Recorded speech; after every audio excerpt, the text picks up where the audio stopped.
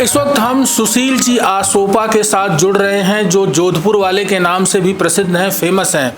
ये मूलतः राजस्थान के जोधपुर के रहने वाले हैं और अयोध्या इनका आगमन हुआ है। यह राजस्थान के भक्तों को रामचरितमानस का नवाह परायण पाठ करने जा रहे हैं। तो हम आज आसोपा जी से जुड़ेंगे, जानेंगे। अब तक हमने बहुत से इंटरव्यू किए हैं, राम कथा, भागवत कथा, हनुमत कथा, शिव पुराण, महाकथा और रामचरितमानस का संगीतमय पाठ हुआ है।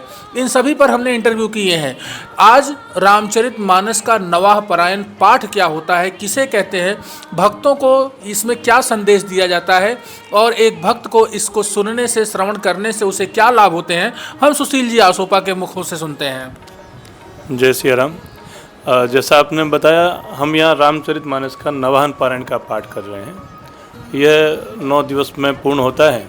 इसमें भगवान के विविध लीलाओं को साथ में बैठ कर के गाया जाता है। तो यह कथा नहीं है, यह भगवान की संपूर्ण लीलाओं का गायन है, जिसमें प्रत्येक कथा पाठ को करने वाला व्यक्ति कथाकार है। क्योंकि जितने श्रोता बैठे हैं सभी भाव के साथ भगवान के उस चरित्र का अक्षरशः गान करते हैं। तो इसमें सभी जो श्रोता है वो खुद कथाकार हैं। साथ में हमारी पारंपरिक रागों के आधार पर ये मानस का पाठ होता है। तो जिसमें जिस भाव में हम लोग चल रहे हैं उस भाव का अनुसरण करते हुए गाया जाता है, ताकि सभी को वो पता चले कि हम अभी कौन से अध्याय का पाठ कर रहे हैं, अभी भगवान का कौन सा प्रसंग चल रहा है। इसी विषय में स्वामी श्री राम सुखदास जी महाराज ऐसा कहा करते थे कि आप जिस विषय को कर रहे हैं उसके साथ में हो लीजिए। जैसे अध्ययन कर रहे हैं तो अध्ययन के साथ होगे तो उस शिक्षा को आप ज्ञान प्राप्त कर पाओगे। उसी प्रकार से यदि आप रामचरितमानस का अध्ययन कर रहे हैं, पाठ पढ़ रहे हैं, तो अपने मन, बुद्धि, चित्त से यहाँ पर स्थित होकर के फिर उसका पाठ करें तो अक्सर का आपको ज्ञान होगा। अच्छा, ये मानस स्वयं कृपा करती है। यदि आप मानस का बार बार अध्ययन करेंगे तो स्वतः कृपा करते करते आपको मानस के इतने अर्थ अवगत करा देगी कि आपको पता चलेगा, अरे ये तो हम पहली बार पढ़े हैं। ये मानस स्वतः कृपा करने वाली है।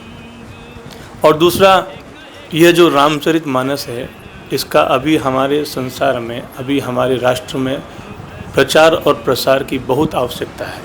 इसी विषय वस्तु को ध्यान में रखते हुए परम श्रद्धेय स्वामी श्री राम सुखदास जी महाराज कहा करते थे कि आप नित्य रामचरितमानस का पाठ करो, चाहे 9 दोहे का पाठ करो, लेकिन रोज़ पाठ करो। तो हमने उन्हीं की अवधारणाओं को आत्मसात करते हुए ऐसा बनाया कि 9 दोहे का रामचरितमानस हम YouTube पे डालें हैं। तो हर व्यक्ति यदि कहीं पर भी चल रहा है, अपना मोबाइल खोलेगा, उसमें लिखा हुआ भी आएगा, गाया हुआ भी आएगा, तो ये रामचरितमानस का घर घर में प्रचार प्रसार हो जाएगा। और देखो, हम संजोग की बात बताते हैं।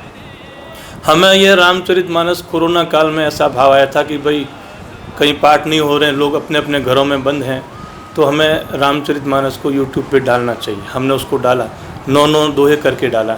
अब संजोग ऐसा बना कि जब रघुनाथ जी महाराज यहाँ स्थापित हो गए, हम दर्शन करने आए, हमारा मन हुआ कि अब वैसे तो जजमान लोग यहाँ कथा करवाते हैं, हम 4-5 बार यहाँ ठाकुर जी को रामचरितमानस सुनाए हैं, कभी मानस भवन में, कभी यहाँ पर।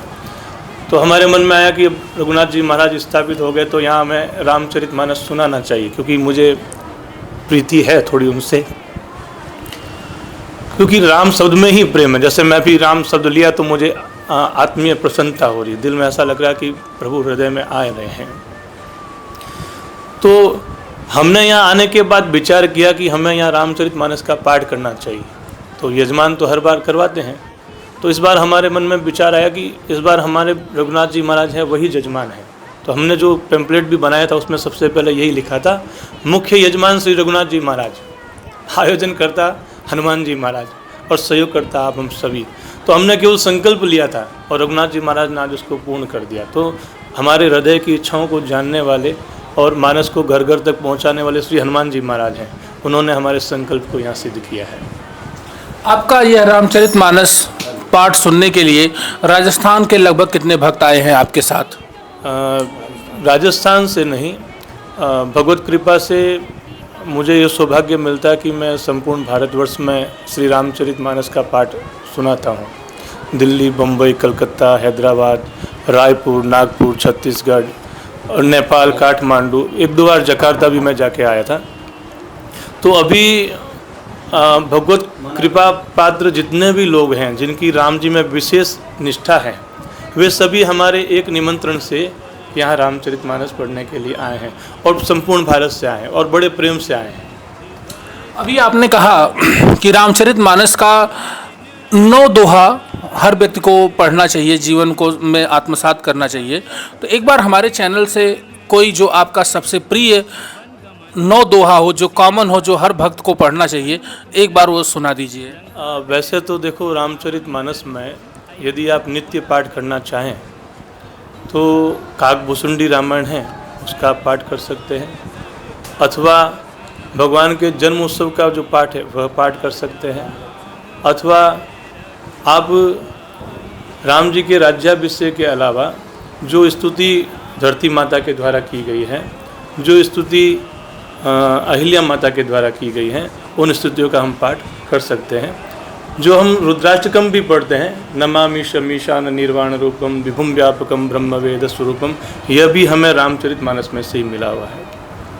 इसमें भगवान शंकर की आराधना की गई है। तो रामचरितमानस 9 दोहे का तात्पर्य होगा कि आप शुरू से लेकर अंत तक जो भी रामचरितमानस की चौपाई है उसका कहीं से भी पाठ पठन शुरू करें, क्योंकि यह एक सरोवर है। सरोवर में आप कब किस अवस्था में जाएं, उसी अवस्था में जा सकते हैं, क्योंकि सरोवर में व्यक्ति नहाने के लिए जाएगा ना, तो वो ये तो नहीं सोचेगा कि मैं आज यहाँ नहाऊँ या कल वहाँ नहाऊँ। आपकी जहाँ इच्छा होती वहाँ से आप रामचरितमानस का उठा करके पाठ पठन कर सकते हैं। जहाँ से पढ़ोगे आपको आनंद मिलेगा। और वैसे भी मानस में लिखा है, जे सकाम नर सुन ही जे गावई, सुख संपत्ति नाना विधि पावई। तो उस व्यक्ति को बिना चाहे भगवत कृपा से सारी सुख संपत्ति प्राप्त होती है।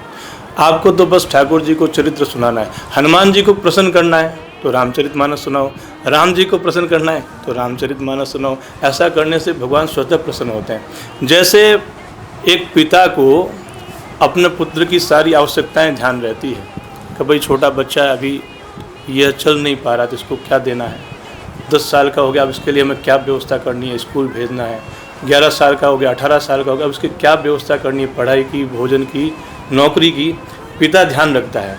उसी प्रकार से रघुनाथ जी महाराज के आप शरणागत हो जाओ, आपकी प्रत्येक विषय वस्तु का वह अपने आप ही ध्यान करेंगे। हर वस्तु आपको आगे से आगे प्रदान करेंगे। आप अनुभव करके देखो, हमने तो किया है, हमने कभी कोई याचना नहीं की, लेकिन भगवत कृपा से खूब कृपा है, खूब आनंद है। देखा आप लोगों ने, मेरे साथ सुशील जी आसोपा जुड़े हुए थे, जो रामचरितमानस का नवाह पारायण पाठ अयोध्या में करने के लिए आए हैं, और उन्होंने अपनी बातों को हमारे साथ साझा किया।